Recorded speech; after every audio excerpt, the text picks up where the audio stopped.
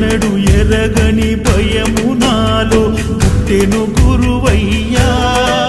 నీ ఓదార్పన్నది తండ్రి ఒడిలా చల్లగా ఉందయ్యా అగుపిస్తవు కంటికి దైవముగా తల్లిదండ్రులే ప్రేమ పంచంగా ఆత్మీయుడవై ఆదరిస్తవు ప్రాణ స్నేహితుడోలే ఆదుకుంటవు నీ బిడ్డలోనే లాలిస్తవు